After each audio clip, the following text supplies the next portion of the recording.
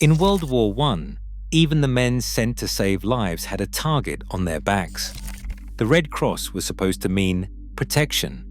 In the trenches, it meant visibility. On the Western Front, rescue was often more dangerous than the assault itself. Protection on paper meant nothing under indirect fire. Before the guns opened on the Western Front, the rules were clear. The 1899 and 1907 Hague Conventions promised safety for those who wore the Red Cross. Medical personnel, stretcher bearers, and orderlies were to be respected, shielded by their armbands and flags. The logic was simple. Mark the healers, spare them from the violence. Armies trained their medics to trust the emblem. Manuals spelled out the protections. Commanders assured their men that the enemy would recognize the symbol and hold fire. The Red Cross on a sleeve or helmet was supposed to be a guarantee, a legal barrier between the medic and the shell. Reality in the trenches did not honor these promises. The Western Front was a landscape of saturation fire and random death. Artillery, responsible for nearly 70% of all casualties, did not discriminate between a rifleman and a medic. Shells fell by the ton, sweeping trenches, roads, and aid posts alike. Machine guns laid down curtains of bullets across no man's land, cutting down anyone who moved, marked or not. The very visibility of the Red Cross insignia, meant as a shield, became a liability in a war where exposure meant risk. Records show that medics wore their armbands and helmet badges as the law required. They followed the doctrine, believing in the protection it offered. Yet indirect fire ignored all distinctions. Saturation bombardments erased the difference between combatant and non-combatant. The rules on paper became an illusion, undone by the mechanics of industrial war. Captain Noel Chavas, twice awarded the Victoria Cross, worked in the open under these rules. He wore the insignia, carried the trust of international law, and still fell to the same shell fragments and bullets as those he tried to save. The Hague clauses were clear, the battlefield was not. The illusion of protection would haunt every rescue and every decision from the first day to the last. Medicine planned for mobility. The trenches delivered paralysis. Before the war, military manuals described a relay, a living chain of rescue designed for speed. When a man fell, stretcher bearers would reach him first, lifting him over their shoulders or onto a canvas stretcher. The chain started at the front, with teams stationed at intervals, each one ready to carry the wounded back to a regimental aid post just behind the lines. There, a medical officer would dress wounds and decide who could walk, who needed carrying, and who was beyond help.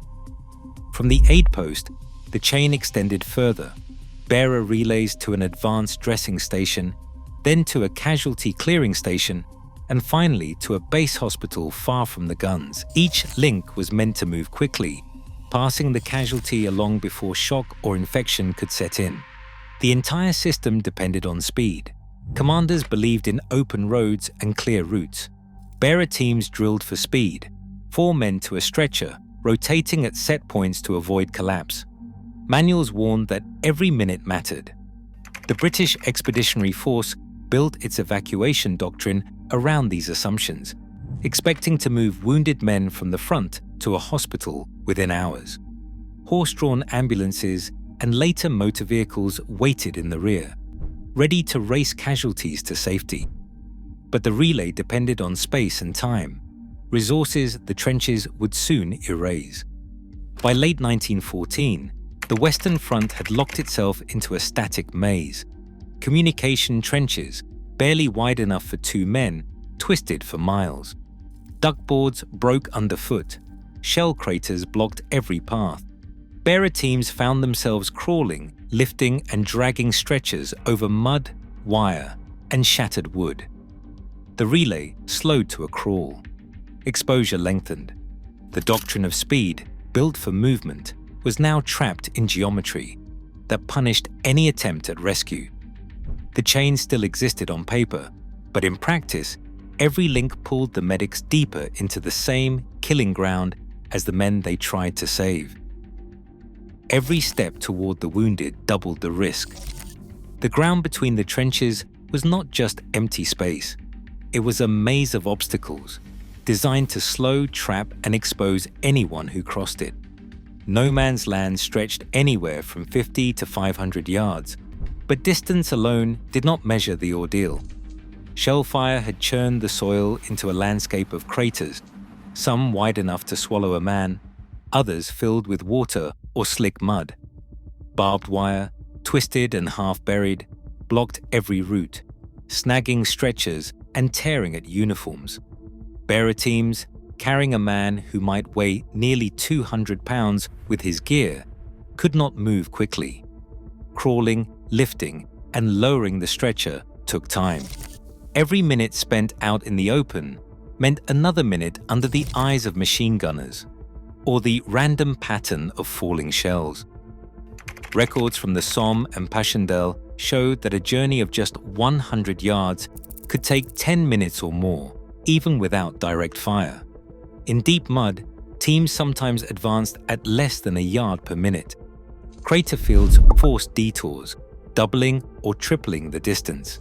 Communication trenches, meant as safe passage, often collapsed or filled with wounded, turning every rescue into a test of endurance.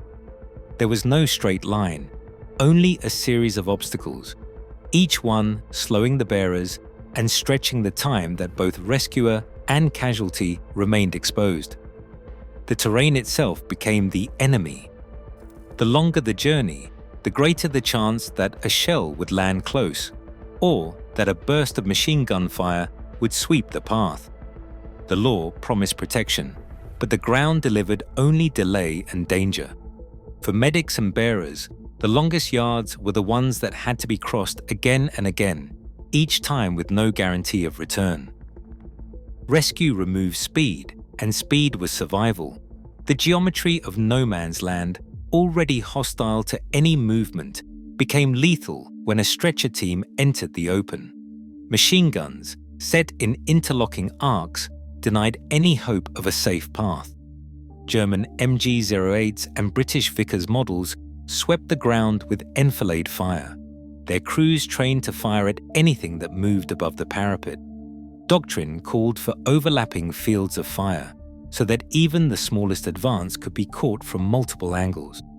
Every step a bearer took, upright and slow to balance the weight of a wounded man, doubled the size of his silhouette. 4 men to a stretcher, heads just visible above the mud, became unmistakable targets. The very act of rescue, lifting, carrying, steadying a load that might weigh over 200 pounds, forced them to move at a crawl.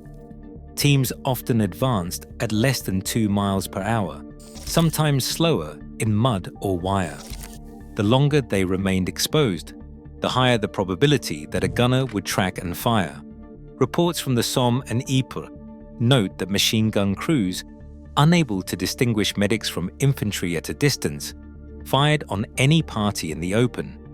The Red Cross armband, bright against khaki or blue, did not shield a man from bullets that swept whole sectors indiscriminately. In the logic of the Western Front, movement equaled danger. Rescue was not just an act of courage, it was a gamble against geometry itself. The slow, upright posture required for carrying a stretcher turned every medic into a visible, predictable mark within the machine gun's calculated arcs. In this environment, the promise of protection became a hollow formality. The ground punished hesitation, and the guns punished exposure. Each rescue attempt lengthened the odds of survival for the wounded and for those who tried to save them. Artillery did not hunt. It erased. A creeping barrage once unleashed swept the earth in measured waves, tons of metal and high explosive landing by calculation, not by sight. On the Somme, July 1, 1916, British guns fired over 1.7 million shells in a single week. The ground buckled under the impact, trenches folded in, and every living thing within the blast radius was at risk. In these barrages, medics and stretcher bearers became statistics. The Red Cross armband, clear as day, meant nothing to a shell fragment spinning at the speed of sound. Records from Verdun and Passchendaele describe the same sequence: a preparatory bombardment, then the rolling curtain of fire, creeping forward at walking pace, trapping the wounded and their rescuers together. A man hit in the open might lie exposed for hours or days. As the barrage moved and returned, bearer teams, waiting for a lull, stepped into a space where mathematics replaced mercy.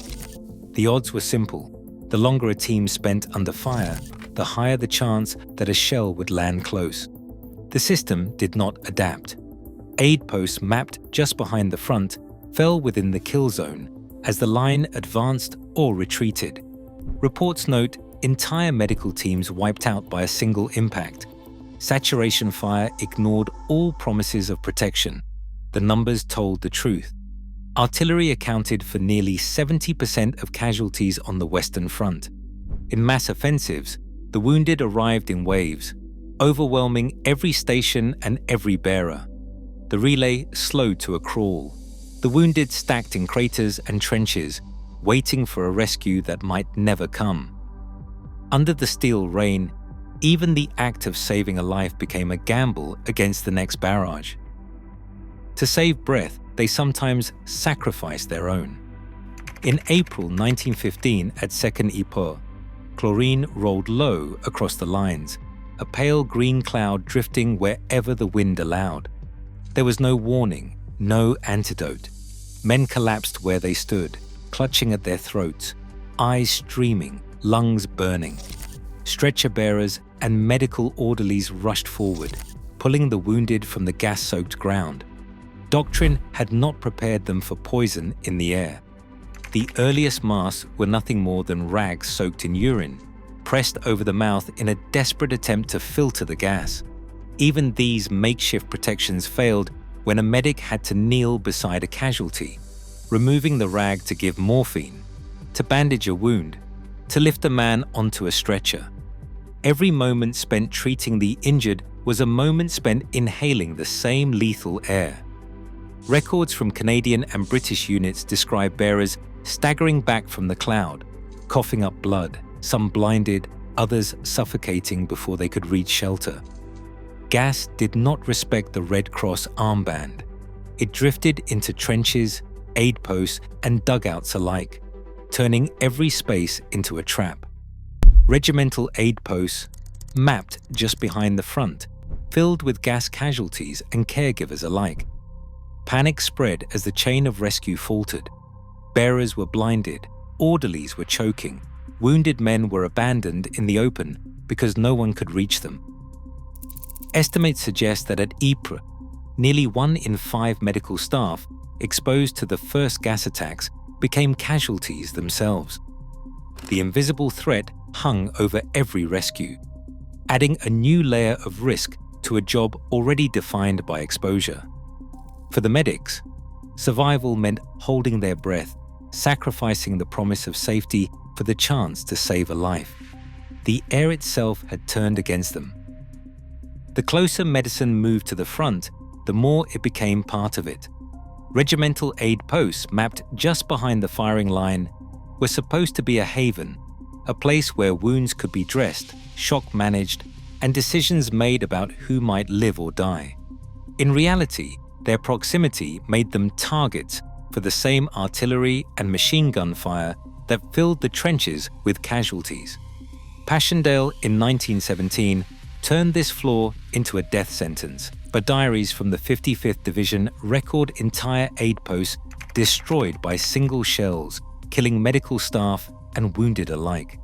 Survivors dragged casualties through mud-choked paths, sometimes sinking waist-deep as duckboards collapsed beneath them. But the threat did not end with the blast. The mud itself became a killer. Soil churned by constant shell fire was laced with manure, dead bodies, and bacteria. Every wound risked contamination. Gas gangrene, driven by Clostridial bacteria, took hold within hours, swelling limbs and turning flesh black. In 1914, infection rates for British wounded reached 12%. The only defense was speed, rapid debridement at the casualty clearing station if a man survived the journey. But delays were measured in hours, sometimes days. At Passchendaele, records suggest that evacuation from the front to the aid post could take 12 hours or more. Each hour increased the odds that even a minor wound would fester into something fatal. By 1918, advances in surgical technique and faster rear evacuation dropped gangrene rates below 1%, but the frontline odds barely shifted. Aid posts remained inside the kill zone, exposed to every new barrage. For medics, the promise of sanctuary collapsed with every shell. For the wounded, infection waited in the mud, ready to finish what the guns had started. Everything failed at once. The evacuation chain, designed for speed and order, broke under the weight of mass casualties. Bearer teams lost their routes as trenches collapsed and landmarks vanished in shellfire. Mud swallowed duckboards and turned every step into a struggle for balance. Reports from Passchendaele describe delays of over 24 hours just to reach a regimental aid post. Some wounded waited 2 days in shell craters before help arrived. The longer the wait, the greater the risk. Shock set in, wounds festered, and infection took hold. Fatigue finished what the battlefield began. Stretcher bearers worked shifts that stretched to 72 hours during major offensives. Sleep was a rumor. Men moved on instinct, dragging themselves and the wounded through mud and wire, often collapsing from exhaustion mid-carry. Records from the Royal Army Medical Corps note bearers falling asleep standing up, dropping stretchers in the dark. Every failed rescue multiplied the next. The relay system, once a chain of hope, became a bottleneck. Wounded men stacked at choke points, waiting for relief that never came. The machinery of war ground down rescuers and rescued alike. For the medics, survival was measured in minutes, and those minutes slipped away with every delay. The uniforms changed. The math of exposure never did. Motor ambulances cut hours from the journey between clearing stations and base hospitals. Triage systems became more precise. Surgeons worked in shifts, antiseptics flowed, and rear area survival rates improved. But the first link of the chain, retrieving the wounded from the front, remained as lethal as ever. Stretcher bearers still entered the same geometry of fire and mud, their risk measured by minutes spent in the open. No amount of innovation could move the aid posts out of the kill zone. The speed of a motor vehicle in the rear could not erase the hours lost crawling through cratered ground or dragging a stretcher over collapsed duckboards. For every advance in evacuation, the frontline odds barely shifted. Survival still depended on how long a man lay exposed, how fast a bearer could move, and whether the next shell landed close. The logic of industrial war outpaced every fix. In the end, the math was cold and simple. Exposure dictated survival, and the Red Cross armband did not change the calculation. The laws that promised safety dissolved under artillery's reach. In trench warfare, rescue became a calculated risk. Records suggest medics lost as often as their patients. The Geneva Conventions have expanded, but artillery remains indiscriminate. The uniform changed, and the math of exposure remains. Today, the front line still consumes those sent to save. History doesn't soften the odds. It only clarifies who bears them. Share your thoughts below.